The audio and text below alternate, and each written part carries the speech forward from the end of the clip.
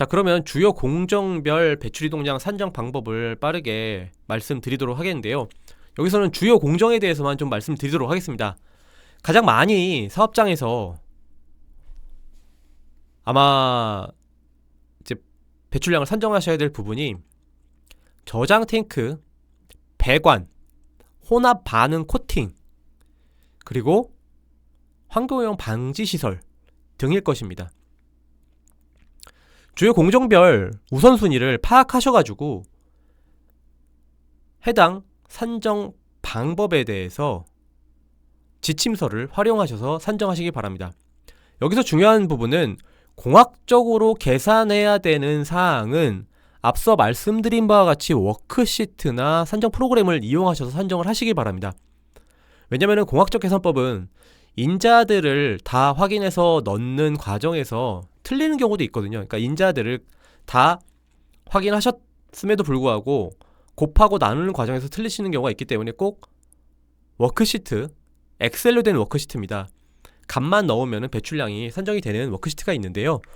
그 워크시트를 활용하시길 바라고요. 또 주의하셔야 될 부분은 공학적으로 계산하실 때 공학적 계산법은 다 곱하기 아니면 나누기입니다. 이 말은 0이라는 숫자가 들어감과 동시에 배출량이 0이 된다는 소리죠. 따라서 공학적으로 배출량을 산정하시는 사업장은 산정인자 넣으실 때 0이라는 숫자는 넣으시면 안 됩니다. 특히 저장 탱크, 그리고 혼합 공정을 공학적으로 많이 산정을 하십니다. 그리고 소형 용기나 탱크로리 등의 주입시도 공학적으로 많이 산정하시는데요. 이럴 경우에는 0이라는 숫자를 넣으시면 안 됩니다. 그리고 조립 포장 검사 공정에서 소분하실 때도 이제 공학적으로 산정을 많이 하십니다. 대기오염 방지시설 같은 경우는 보통 직접 측정 방법을 많이 이용하시는데요.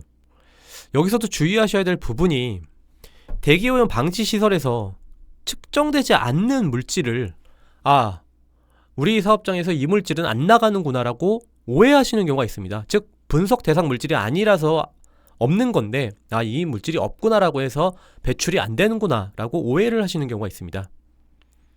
꼭 대상 물질이 측정 대상 물질인지 파악하셔서 아마 측정이 안 된다라고 하시면은 다른 방법으로 산정을 해주셔야 될 것입니다. 가장 많이 사용하시는 게 이제 물질 수지법이죠. 배출되는 양, 그러니까 제거율과 포집률과 제거율 고려해서 사용하신 배출량을 산정하는 방법이 있죠. 이렇게 주요 공정별 산정 방법 우선순위가 있습니다. 따라서 우리 사업장에서 해당되는 세부 공정을 확인하셔서 그 공정에 해당되는 지침서에 나와 있는 방법을 확인하셔서 산정을 하시길 바랍니다. 특히 공학적 계산법은 워크시트 활용을 추천을 드리겠습니다.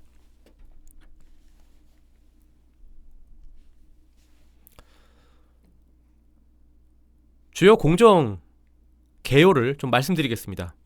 사업장에서 제품을 생산하기 위해서 원료 물질을 구입하는 경우 그 물질을 구입 즉시 생산 라인에 투입하는 경우는 극히 드물죠. 대부분 저장 탱크 등의 저장 시설에 보관 저장했다가 필요시에 이용하게 됩니다. 저장 탱크에서 대기오염 물질로의 발생량은 탱크 내 순수 대상 물질 유입 시 탱크 내 압력에 의해서 이제 빈 공간에 있던 유증기가 배출구를 통해서 대기 중으로 발생되는 양이 있을 수 있고요. 그리고 탱크 외부 온도의 변화로 인해서 이 탱크가 팽창과 수축을 반복하면서 탱크 내 공간에 있던 유증기가 탱크 밖으로 발생될 수 있는 양이 있죠. 이렇게 두 가지에 대해서 배출량을 산정해 주셔야 됩니다. 그리고 주요 이제 산정 방법은 앞서 말씀드린 바와 같이 공학적 계산법이고요. 워크시트 또는 프로그램 이용하시면 되는데 워크시트가 엑셀로 되어 있다 보니까 아무래도 활용하시기에 편하실 겁니다. 프로그램은 설치도 해야 되고 그 다음에 이제 설치해서 만약에 다른 분이 그거를 사용하시려고 하면은 간혹 PC 환경에 따라서 오류가 나는 경우도 있더라고요. 그래서 저는 워크시트 활용을 추천을 드리겠습니다. 주의하셔야 될 부분은 저장시설에서 대기로의 배출량은 발생량 중에서 환경오염 방지시설로 이동되는 양을 제외하고 직접 대기로 배출되는 양을 의미합니다. 따라서 저장시설에서 대기오염 방지시설에 연결되어 있다라고 하면은 최종 배출구인 방지시설 쪽에서 배출량을 산정해서 보고를 하셔야 되겠죠.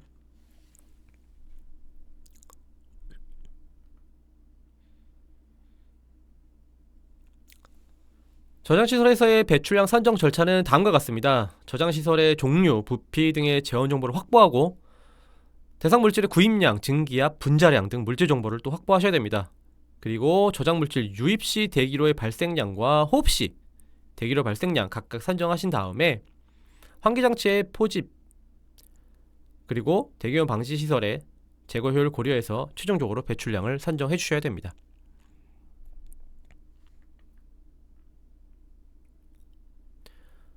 저장 탱크에서 배출량 산정하는 방법 이제 앞서 말씀드린 두 가지입니다. 저장 물질, 그러니까 화학 물질이 탱크에 유입하는 과정에서 또는 외부 온도 변화에 의해서 배출되는 양을 각각 산정하셔야 되고요. 여기서 말씀드릴 부분은 유입시 대기로의 발생량은 이제 몰분율, 분자량, 증기압 등 물질 정보를 좀 아셔야 되고요. 그다음에 유입 부피랑 연간 유입 횟수를 아셔야 되는데 연간 유입 횟수 부피를 이게 곱하기다 보니까 전체 1년치 부피는 알지만 횟수를 모르신다라고 하면은 전체 1년치 부피를 부피에다가 넣으시고 횟수를 1로 하셔도 어차피 곱하기이기 때문에 동일한 배출량이 산정이 됩니다. 즉 횟수를 모르시고 1년치 부피만 아실 경우에는 횟수는 1, 연간 유입 부피에는 전체 양을 입력을 해주시면 됩니다. 이렇게 저장 탱크에서의 발생량, 즉 배출량을 산정하시면 됩니다. 저장시설이 지하에 매립된 경우에는 이 저장시설과 외부의 온도 차이는 거의 없으므로 호흡에 의한 대기오염 물질로의 발생량은 따로 산정하지 않으셔도 됩니다. 간혹 저장 탱크가 지하에 있는 경우가 있죠. 이럴 때는 저장물질 유입 시만 배출량을 산정하시면 되겠습니다. 예시 문제는 한번 확인을 해 보시길 바라고요. 이송배관 시설입니다. 원료 투입 공정인 배관 시스템에서 대기로의 배출량입니다. 배관 시스템은 사업장에서 취급하는 조사 대상 물질의 이동과 관련된 모든 공정을 포함하는 것입니다. 밸브, 플랜지, 커넥터, 맨홀, 또 개방식 라인, 공정 배수구 등 배관에 연결되어 있는 세부 장치를 통해서 이송 도중 대기로 미세하게나마 배출이 됩니다. 그리고 또 소형 용기, 탱크로리 등의 화학물질을 주입하는 경우 탱크 내 공간에 증발되어 있던 성분이 압력에 의해서 배출구 벤트 통해서 배출되게 됩니다. 요게 아까 저장 탱크랑 좀 비슷하죠. 따라서 밸브나 플랜지, 공정 배수구 등을 통한 화학물질의 배관 이송과 화학물질을 주입하는 과정에서의 배출량은 꼭 산정을 해주셔야 됩니다.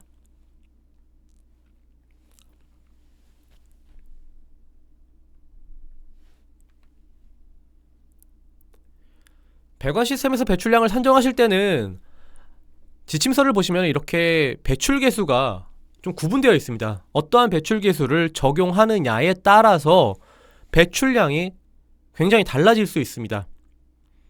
즉 우리 사업장에서 검지기를 이용해서 연간 1회 이상 검지해서 측정한 농도를 보관 기록하고 있는지, 아니면은 월 1회 이상 확인해서 누출 여부를 확인하고 있는지, 아니면은 누출 농도와 상관없이 우리는 그냥 평균적인 배출 계수를 적용해야 하는지, 즉 우리는 누출 여부를 파악하고 있지 않는 사업장인지 등을 통해서 어떠한 배출 계수를 적용하느냐 사업장에서 선택을 해주셔야 됩니다. 지침서에 조금 더 자세하게 나와 있긴 합니다만, 먼저 산정 절차는 배출 원수를 파악하셔야 됩니다. 밸브, 플랜지, 공정 배수구 등 화학물질의 이송배관 중 조사 대상 물질이 비산 배출이 가능한 그런 배출 원수를 파악하셔야 되고요. 개별 장치에 대해 적합한 배출 계수를 앞서 말씀드린 바와 같이 적합한 배출 계수를 정하고 배출 원수, 배출 계수, 가동 시간 등을 고려해서 배관 시스템에서의 대기료의 배출량을 산정하셔야 됩니다. 배출 계수 결정은 농도 범위로 구분을 하고 있는지, 즉 우리가 각각의 시설, 장치에 대해서 누출되고 있는지 여부를 파악하고 계신지 아닌지에 따라서 배출 개수가 달라지기 때문에 꼭 그 부분 확인해 주시기 바랍니다.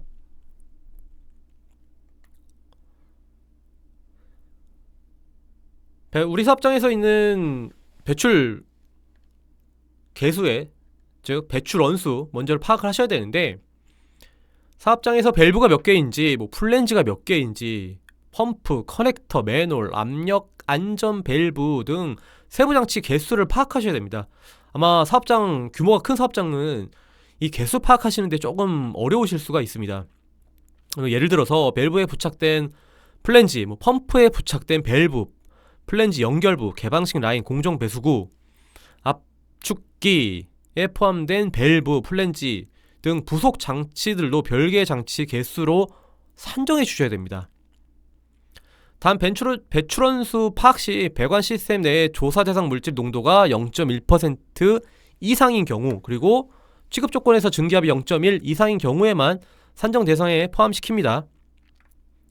반대로 파이프랙, 뭐 공간 협소 지역, 인슐레이션 장치 등 물리적 접근이 불가능한 배관 시스템도 이제 포함을 시켜주셔야 되는데, 간혹 이 부분은 다 제외하시는 경우가 있더라고요. 그래서 이 부분도 다 포함시켜주셔야 됩니다. 세부 장치 종류 목록은 배출량 조사 지침서 참고를 부탁드리겠습니다.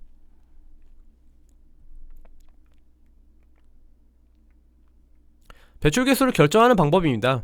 사업장에서 직접 측정해서 농도를 기록하고 있다라고 하면은 그 농도를 통해서 직접 배출량을 산정하실 수도 있습니다.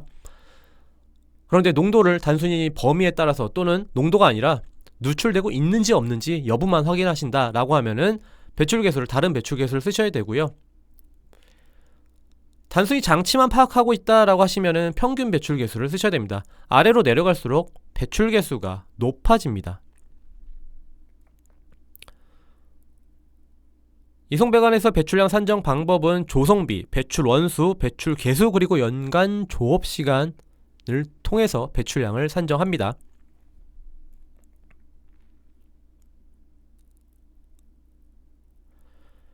이송 운반 분배 계량 시설에서는 비산대기 배출량을 입력해 주셔야 되겠죠. 점대기가 아니죠. 비산대기 배출량을 입력해 주셔야 되고요. 점대기 배출량을 입력하시면은 아마 오류가 발생될 수 있습니다.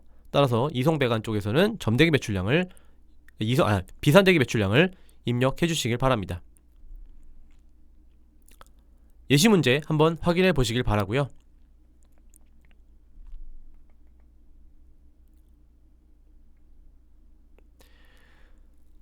다음은 이송배관 중에서도 소형 용기, 탱크로리 등의 주입시 배출량 산정 방법입니다. 탱크로리나 용기 등의 취급 물질을 주입할 경우에는 용기 내 공간에 이제 증발되어 있던 물질이 대기로 배출될 수 있죠. 따라서 출하 시설에서의 대기오염 물질로의 발생량은 주입 방법별 개수, 분자량, 탱크의 주입 적재량, 연간 주입 횟수 등의 정보를 이용해서 산정을 합니다. 또한 액면 아래에서 주입했는지 또는 아니면 위에서 산포 주입하는지에 따라서 개수가 달라지기 때문에 꼭 지침서의 배출 개수를 참고하셔서 배출량을 산정하시길 바랍니다. 네, 방금 말씀드린 그 배출 개수가 여기 나와 있네요. 주입 방법별 배출 개수입니다. 빈 탱크의 위에서 또는 아래에서 어떤 방법을 통해서 주입하느냐에 따라서 배출 개수가 달라집니다.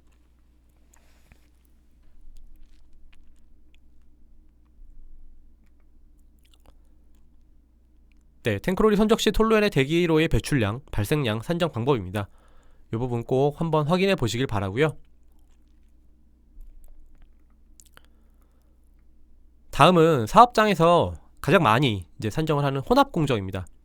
간혹 이 혼합 공정과 반응 공정을 좀 헷갈려 하시는 경우가 있는데, 단순히 원료 물질을 이제 섞는 공정이라고 하시면은 혼합 공정으로 보시면 되고요. 뭔가 반응에 의해서 우리가 투입했던 물질이 다른 물질로 변경됐다, 생성됐다라고 하면은 반응 공정으로 하시면 됩니다. 그런데 반응 공정은 공학적 계산법이 없습니다. 공학적 계산법이 없다 보니까 간혹 이제 반응 공정을 이제 혼합 공정으로 산정하시는 경우도 있는데요. 네, 반응 공정을 혼합 공정으로 산정하셔도 무방합니다.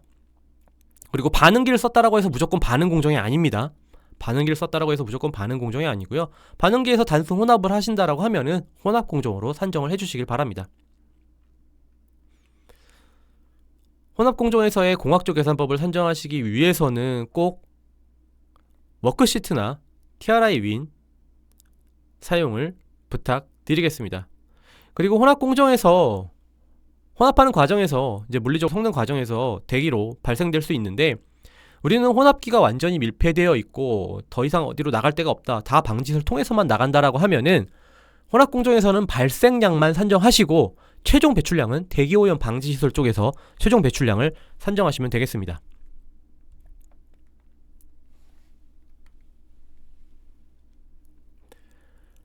혼합 공정에서의 배출량 산정 방법은 먼저 탱크 표면적, 회분 시간, 운전 시간 등 혼합 공정에 대한 공정 정보를 수집하셔야 됩니다.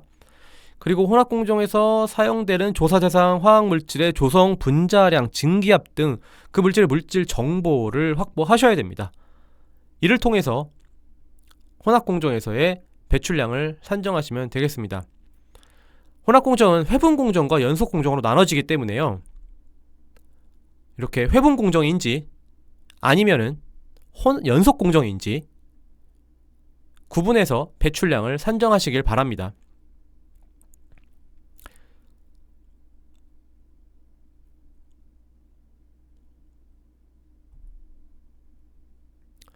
주의사항입니다. 혼합 공정에서 배출량을 산정하실 때 혼합 공정이 완전히 밀폐되어 있어서 발생량만 산정되고 최종 배출량은 대기오염 방지시설이라고 하면은 방지시설 쪽에서 산정하셔야 되겠죠.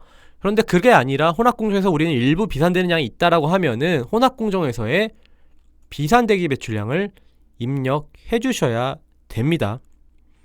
혼합 공정에서 방지시설 통해서 나간다라고 하면은 혼합 공정이 아니라 대기오염 방지시설입니다. 간혹 혼합 공정에 점대기 배출량을 입력하시는 사업장이 있는데요. 혼합 공정에서 단순히 포집돼서 그냥 외부로 나간다라고 하면은 점대기가 맞습니다. 그런데 그게 아니라 대기오염 방지시설을 거쳐서 나간다라고 하면은 대기오염 방지시설이라는 공정을 선택하셔가지고 배출량을 입력해 주셔야 됩니다.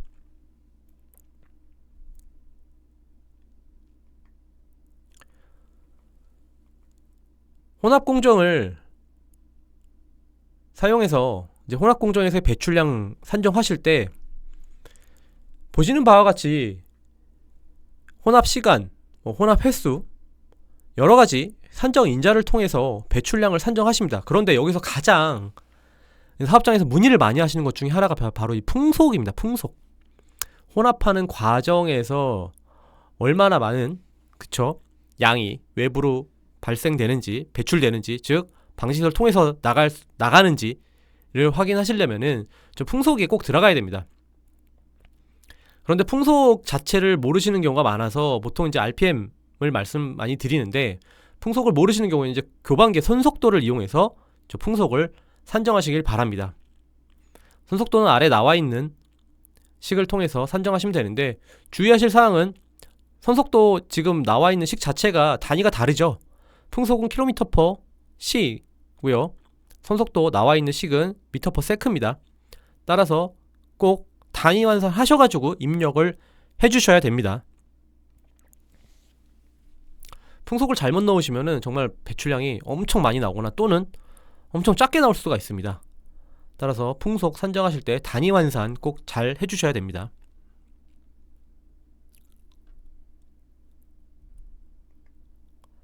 다음은 화학 반응 공정입니다. 화학 반응 공정은 축합 반응이라든가 중합, 치환, 가수분해 반응 등이 있습니다. 공학적으로 산정하는 방법이 없다 보니까 반응 공정에서는 물질 수지법으로 배출량을 산정해 주셔야 됩니다. 그리고 반응 용기 중에서 이제 미반응 물질이 남아있는 경우는 또 폐기물로 나오겠죠. 이렇게 배출량과 폐기물 양을 산정해 주셔야 되는데, 먼저 반응 공정으로 들어간 양과 반응 공정에서 나오는, 그러니까 유입량과 그 다음에 유출량을 각각 확인하셔가지고 산정하시는 방법밖에 없습니다. 공학적 계산법이 없다 보니까 반응 공정에서는 들어간 양과, 즉 인풋된 양과 아웃풋된 양의 차이를 이용해서 배출량을 산정해 주셔야 됩니다.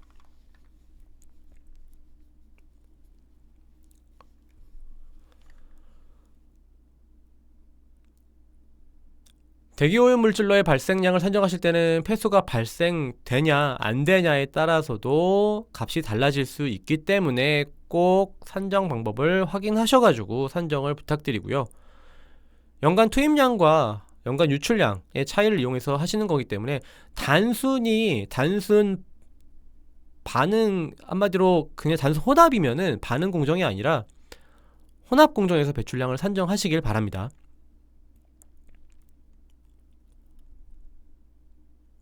반응 공정도 마찬가지로 점대기 배출량을 산정하셨다라고 하면 아마 오류 코드가 발생할 겁니다. 반응기에 방지 시설이 연결되어 있다라고 하면은 혼합 공정과 마찬가지로 대기오염 방지 시설에 점대기 배출량을 입력해 주셔야 되고요. 반응 공정에서 나가는 양은 비산대기 배출량으로 입력을 해 주시길 바랍니다. 예시 문제입니다. 보시는 바와 같이 들어간 양과 나온 양의 차이를 이용해서 배출량을 산정한 값입니다. 간혹 사업장에서 우리는 투입된 양이 다 제품으로 나옵니다 라고 하시는데, 아시다시피 들어간 양이 반응하는 과정에서 비산될 수 있거든요. 즉 휘발돼서 배출량으로 나올 수가 있습니다. 따라서 무조건 우리는 제품으로 다 포함이 됩니다. 휘발성이 있다라고 하면은 일부 대기로 배출될 수 있기 때문에 무조건적인 배출량이 없다, 0이다 라고 하시면 안됩니다. 코팅 공정입니다. 코팅 공정은 대기 배출량이 정말 많이 발생하는 공정 중에 하나입니다. 도장, 염색, 인쇄, 그라비아 인쇄 등과 같이 물질 표면에 염료나 페인트 등을 바르는 공정이죠. 대부분의 코팅 용제는 코팅하고 건조하는 과정에서 다 대부분 대기로 발생이 돼서 배출이 됩니다. 간혹 사업장에서 우리는 코팅 용제가 건조하는 과정에서 다 분해돼서 없어집니다 라고 하시는 경우가 있는데, 대부분 용제는 분해되는 게 아니라 휘발돼서 날아가는 겁니다. 만약에 분해된다라고 하면은 건조로의 온도를 확인하셔가지고 이 물질이 완전히 분해되는 온도인지를 파악을 하셔야 됩니다. 아마 대부분 그렇지는 않으실 겁니다. 분해된다라고 하면은 RTO 같은 연소장치 쪽에서 분해될 수 있겠죠. 그 전에서는 아마 대부분 분해라기보다는 건조하는 과정에서 열풍 건조나 이런 걸 토대로 다 이제 대기로 발생돼서 배출될 것입니다.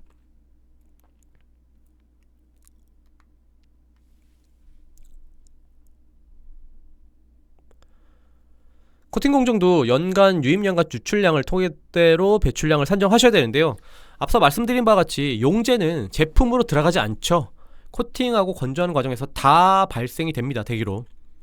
물론 이제 폐기물로 일부 나오는 거 외에는 다 대기로 발생되기 때문에 꼭 코팅 공정에서의 배출량을 산정하실 때에는 사용하신 용제가 전량 다 대기로 나간다라는 가정하에 배출량을 산정하시길 바라고요. 만약에 우리가 쓰는 코팅제가 일부 제품에 증착되어 있다라고 하면은 그 증착 효율을 고려하시면 되는데, 여기서도 주의하셔야 될 사항은 페인트에 가끔 증착률이라는 게 적혀 있는 경우가 있습니다. 페인트 통이나 이런데, 코팅제에. 그런데 거기 있는 증착률은 용제 증착률이 아니죠. 전체 물질의 평균 증착률입니다. 즉 비휘발성 물질의 증착률은 엄청 높을 테고 휘발성 물질의 증착률은 굉장히 낮을 거죠. 그렇기 때문에 코팅 용제는 대부분 증착되지 않고 나간다라고, 배출된다라고 볼 수 있을 것입니다. 따라서 페인트나 코팅 용제 용기에 있는 증착률을 그대로 적용하시면 안됩니다. 왜냐면 비휘발성 물질의 증착률도 같이 들어가서 평균 증착률이기 때문입니다.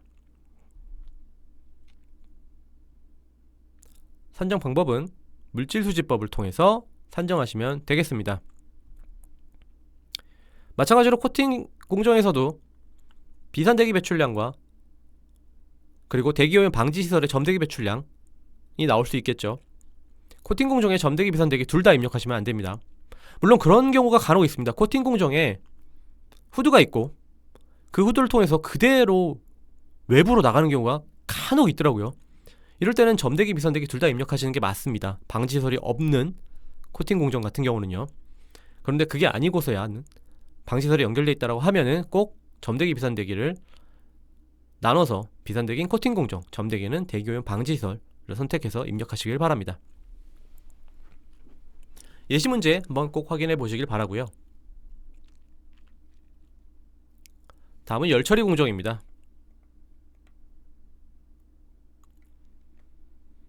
열을 이용해서 물질의 성능을 향상시켜주는 공정이죠. 가열, 증척, 소결, 열분해, 용해, 주조, 농축, 증류 공정 등 여러가지 공정이 있습니다. 그런데 간혹 코팅하고 건조하는 공정을 이 열처리 공정에 하시는 경우가 있는데요. 코팅하고 건조하는 공정은 다 코팅 공정에서 산정을 해주시길 바랍니다. 코팅하고 건조하는 과정에서의 배출량 산정 부분은 코팅 공정에 포함을 시켜서 배출량을 산정해 주시길 바랍니다. 열처리 공정 같은 경우도 고온의 용해 공정에서 온도가 상승함에 따라서 화학물질의 증발, 휘발이 돼서 대기에 배출되는 양이 굉장히 많을 수 있죠. 하지만 이 열처리 공정 같은 경우는 이 열처리하는 공정의 온도 그리고 그 물질의 분해 온도 등을 고려해서 배출량을 꼭 산정해 주시길 바랍니다.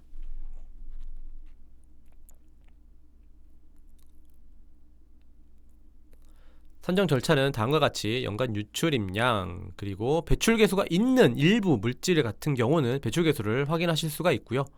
이를 토대로 배출량을 산정하실 수가 있습니다.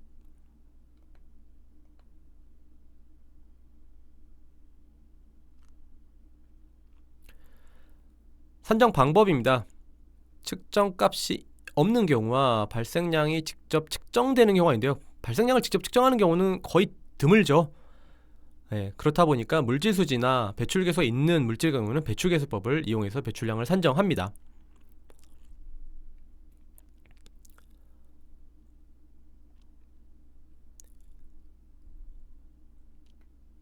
유의사항은 앞서 말씀드린 혼합공정 그리고 화학반응공정, 코팅공정과 비슷합니다.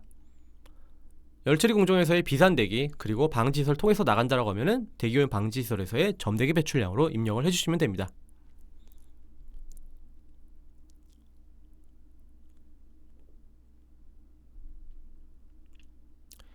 다음은 세척공정입니다. 세척공정도 휘발성이 높은 물질을 사용하시기 때문에 특히 이제 디클로로메탄이라든가 트리클로로에틸렌 같은 할로겐족 물질을 많이 사용하시죠. 이렇게 휘발성이 높은, 휘발성이 큰 물질을 사용하시다 보니까 배출량이 굉장히 많은 공정입니다. 즉 조에다 이 유기용제를, 세척용제를 담아서 사용하시는 사업장들이 굉장히 많으신데요. 조에다가 담아서 사용하시다 보면은 사용하는 과정에서 휘발돼서 날아가는 양이 굉장히 많죠. 그 많은 양 자체가 세척 공정에서의 배출량이 됩니다. 즉 조에다 담아서 쓰게 되면은 그 조에 있던 유기용제가 날아가면은 또 계속 메이크업해서, 즉 계속 추가해가지고 조의 수위를 맞추죠. 그 수위를 맞추는 만큼이 결국에는 배출량이 됩니다. 이를 토대로 물질수질법을 통해서 배출량을 산정하시면 되겠습니다. 이 부분은 빠르게 넘어가도록 하겠습니다. 그리고 주의하셔야 될 부분이 세척공정에서 쓰시는 물질들 대부분 활성탄 흡착탑을 통해서 제거를 많이 하십니다. 그리고 간혹 스크러버에서 제거를 하신다고 하는데 그 물질의 용해도를 꼭 고려하셔가지고 이 물질이 물에 용해가 되는지 여부를 꼭 판단하시기 바랍니다.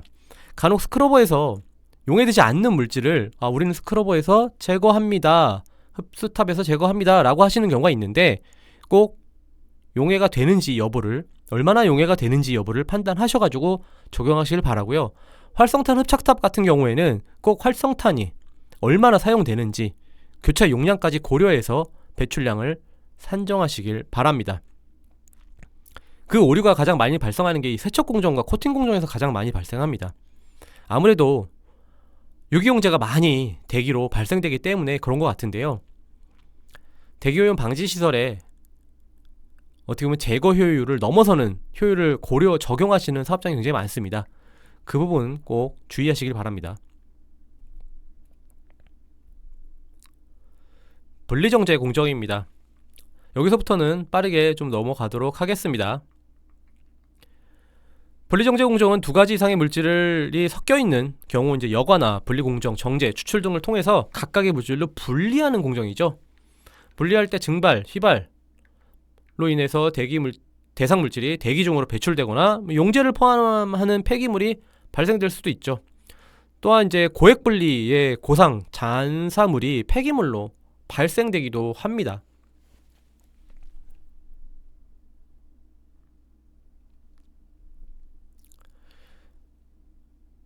분리정제 공정도 연간 유출임 양을 통해서 배출량을 산정하시는데요. 간혹 저희가 이렇게 지침서에 배출계수가 나와 있는 게 있습니다. 배출계수가 나와 있는 게 있는데요. 여기서 주의하셔야 될 부분은 이 배출계수는 이 용제를 이용해서 추출공정에서 대기로의 발생량을 산정하는 부분입니다. 즉 추출 용제, 이 물질 여기 나와 있는 표에 나와 있는 추출 용제를 이제 추출 공정에서 사용했을 경우에 이 물질의 배출량입니다. 즉 A란 물질과 B란 물질, 그 중에서 추출 용제를 이 표에 나와 있는 물질을 썼다라고 하면은 이 물질의 배출 계수지 A, B의 배출 계수가 아닙니다. 따라서 분리정제 공정에서는 물질수지법으로 배출량을 산정하시길 바라고요. 추출 용제가 보시는 표와 같이 있으시다라고 하면은 이 물질에 한해서는 배출계수법으로 산정을 해주시길 바랍니다.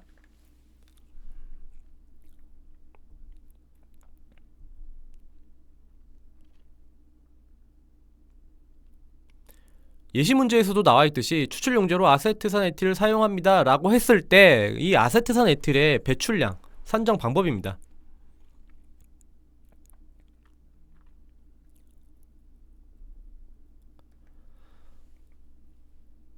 다음은 기계적 가공 공정입니다. 기계적 가공 공정은 주로 이제 파쇄, 절단, 연마, 프레스, 성형 등 기계적으로 가공하는 공정 중에 고용의 폐기물이 발생하거나 용제를 사용해서 페인트를 벗겨내는 박리 작업 할 경우에 용제가 증발 휘발돼서 대기로 배출될 수 있습니다.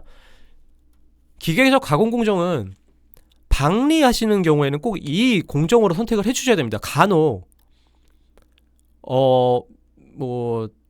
참고로 이제 예를 들면 비행기 같은 경우 코팅제를 벗겨낼 때 박리제로 디크로메탄을 사용하시는 경우가 있으시더라고요. 이럴 때는 이제 기계적 가공 공정을 선택해서 배출량을 산정하시길 바랍니다.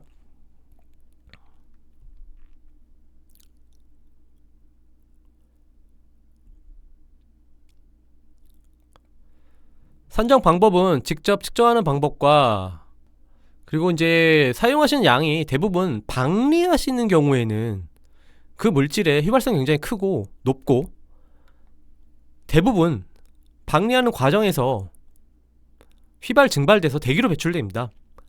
거의 사용량이 대기로 배출된다 라고 볼 수 있겠죠.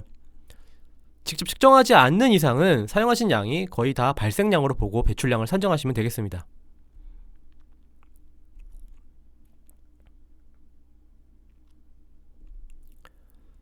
다음은 용제, 회수 공정입니다. 반응, 추출, 결정화, 매체 등 여러 공정에서 사용한 용제를 재사용하기 위해서 증발, 증류, 추출 등의 과정을 거친 후 냉각기, 콘덴서, 응축기 등을 통해서 회수하는 공정입니다. 응축기라고 해서 100% 응축되는 것은 아니죠. 가끔 미응축된 휘발성 용제가 대기로 배출될 수도 있습니다. 많은 사업장에서 오해를 좀 하시는 경우가 있는데 우리는 콘덴서가 있어가지고 다 회수합니다, 100% 회수합니다 라고 하시는 경우가 간혹 있습니다. 100% 회수 안되죠. 아마 사업장 담당자분들도 아실 겁니다. 그래서 미응축된 물질이 분명히 있을 수 있다라는 거, 그리고 회수해서 저장하는 과정에서도 휘발돼서 대기로 배출될 수 있죠. 따라서 용제 회수 공정에서 공정이 있다라고 하시면은 그 부분에 대해서는 꼭 배출량을 산정해 주셔야 됩니다. 참고로 용제 회수 공정에서 휘발성 물질의 배출 계수가 있습니다. 용제 회수 장치에 부착되어 있는 저장 탱크의 벤트, 응축기 벤트 등 배출 계수 있으시니까요. 이 부분 활용하시길 바랍니다.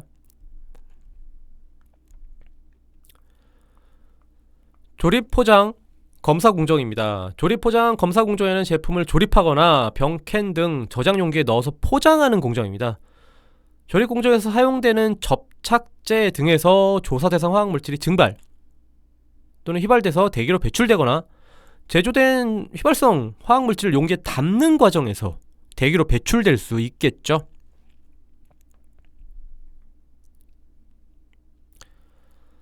직접 측정하시거나 그게 아니시라고 하시면은 물질수지법으로 아니면 공학적 계산법으로 산정을 해주시길 바랍니다.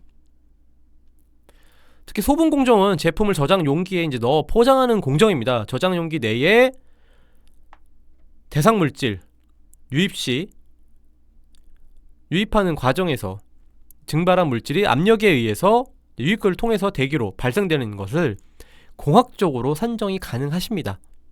이 부분도 워크시트 사용하시면은 산정하시는 데 있어서 참고가 되실 겁니다.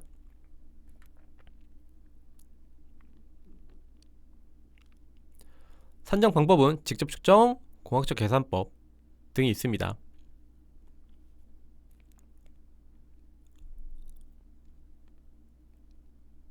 예시 문제 꼭 확인해 보시길 바라고요. 마지막으로 대기오염 방지 시설입니다.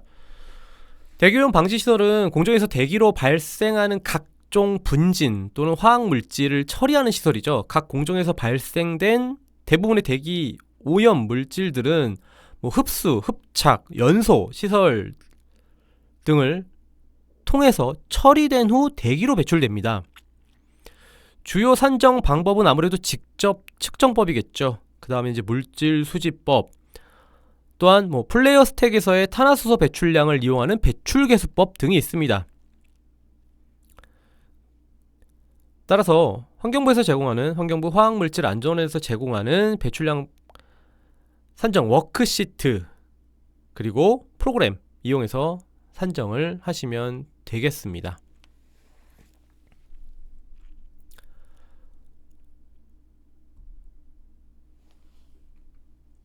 앞서도 말씀드린 바와 같이 직접 측정할 수 있는, 즉 분석이 가능한 물질이 있고 분석이 안 되는 물질이 있습니다. 분석이 가능한 물질은 측정 농도, 유량 통해서 산정이 가능하지만 그렇지 않은 물질은 물질수지나 공학적 계산법이나 다른 방법을 토대로 배출량을 산정하셔야 됩니다.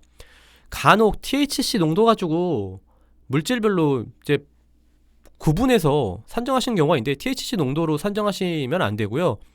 THC 농도는 앞서 말씀드린 이제 플레이어 스택 쪽에서 탄화수소 배출량 이용해서 산정하시는 것 외에는 THC 농도로 사용하시면 안 됩니다. 그리고 대기오염 방지 시설의 제거 효율을 너무 높게 잡으셔가지고 배출량을 축소 보고하시는 사업장이 굉장히 많습니다. 아마 사업장에서 가장 많이 이제 오류를 범하시는 것 중에 하나가 바로 활성탄 흡착탑, 그리고 연소장치를 무조건 100% 연소된다, 그리고 용해되지 않는 물질, 스크러버 쪽에서 물에 용해되지 않는 물질이 우리는 스크러버에서 다 제거가 된다 라고 잘못 산정하시는 경우가 굉장히 많습니다. 따라서 우리 사업장에서 취급하는 물질이 방지시설에서 우리가 사용하는 방지시설에서 제거가 되는지, 제거가 된다라고 하면 얼마나 제거가 되는지를 꼭 확인하셔서 제거율을 고려를 하셔야 됩니다.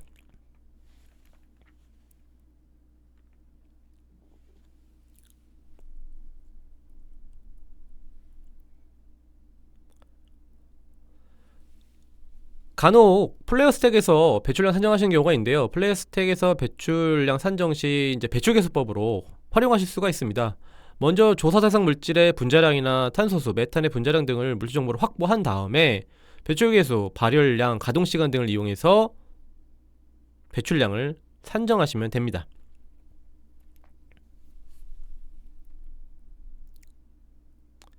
산정 방법은 다음과 같습니다.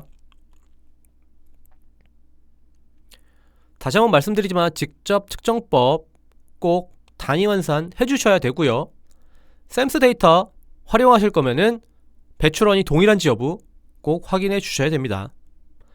그리고 물질이 분석되지 않는 물질이라고 하면은 다른 방법으로 산정해 주셔야 되고요. 측정된 물질의 양이 제품에 들어가지 않는 용제임에도 불구하고 굉장히 낮은 배출량이 나왔다라고 하면은 비산 배출량이 굉장히 높겠죠. 따라서 용제, 특히 코팅 용제, 세척 용제 쓰시는 사업장은 측정 데이터가 굉장히 낮다라고 해서 그 양만 쓰시면 안 되고요. 코팅, 세척하는 공정에서의 비산대기 배출량을 입력을 같이 해주셔야 됩니다. 아시다시피 코팅 용제나 세척 용제는 제품으로 들어가진 않습니다. 그렇다 보니까 물질 수지가 어느 정도 맞아야 되죠. 즉 연소하지 않는 이상은 사용량이 배출되거나 폐기물로 갈 수밖에 없죠. 따라서 대기오염 방지 시설에서 제거 효율, 즉 스크러버나 활성탄 흡착탑 사용하시는 사업장은 제거 효율 적용하실 때 너무 높게 잡으시면은 배출량 산정에 오류가 있을 수 있습니다. 이 부분 주의하시기 바랍니다. 직접 측정법을 통해서 배출량 산정하는 방법은 보시는 이 식에다가 해당 내용을 입력하시면은 산정이 됩니다. 온도, 유량, 농도, 운전 시간, 분자량 등을 입력하셔서 배출량을 산정하시길 바랍니다.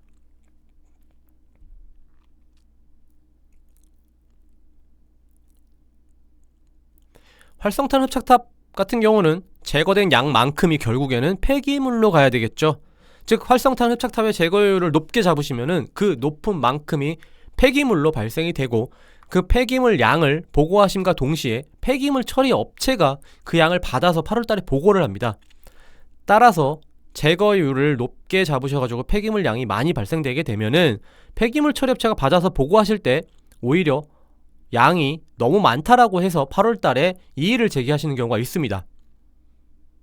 이 점 유념하시기 바랍니다. 지침서 보시면 참고로 포집률과 제거율에 대한 내용이 있습니다. 그런데 작년에는 포집률과 제거율을 제공을 했었습니다. 근데 올해는 포집률만 제공을 하고요. 제거율은 따로 제공하지 않습니다. 대기오염 방지시설의 제거율, 즉 처리 효율은 해당 시설 설치 시 제시된 설계 효율을 기준으로 하시면 되겠습니다. 먼저 포집률 먼저 말씀드리겠습니다. 포집률은 흡입구에서의 진공도를 토대로 포집률을 확인하셔야 됩니다. 진공도는 덕트의 입구에서의 값이죠. 따라서 흡입을 일으키는 장치, 팬이나 블로, 진공 펌프 등의 설계치로부터 방지시설의 덕트에서의 압력 강화를 뺀 값으로 구합니다.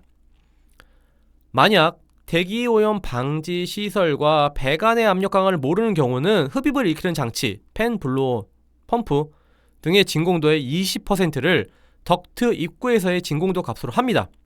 그런데 이마저도 모르실 경우에는 가장 낮은 포집률을 적용하셔야 됩니다. 대기오염 방지 시설, 대기오염 물질 처리 장치별 처리 대상 물질의 경우 사업장에 설치되어 있는 방지시설의 종류에 따라 처리할 수 있는 물질군이 다릅니다.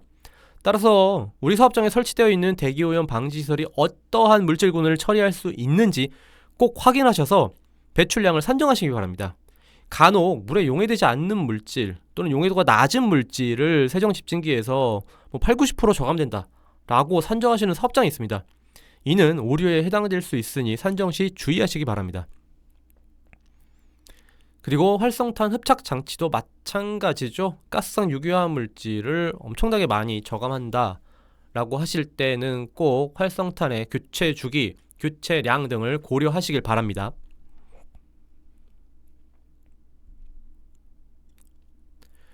워크시트를 활용한 배출량 산정 방법입니다. 워크시트는 보시는 바와 같이 엑셀로 제공이 되고 있고요. 사업장에서 공학적으로 계산하신다라고 하시면은 굉장히 유용한 자료가 되실 것입니다. 민원24에서 다운로드 받으실 수 있으시니까요. 꼭 확인해 보시길 바라고요. 그리고 시스템도 마찬가지입니다. 프로그램 엑셀을 프로그램으로 만들어 놓은 겁니다. 간혹 사업장 담당자분의 PC 환경에 따라서 설치가 안 되는 경우도 있고요. 또는 오류가 나는 경우도 있기 때문에 저는 이 엑셀 워크시트를 추천드립니다.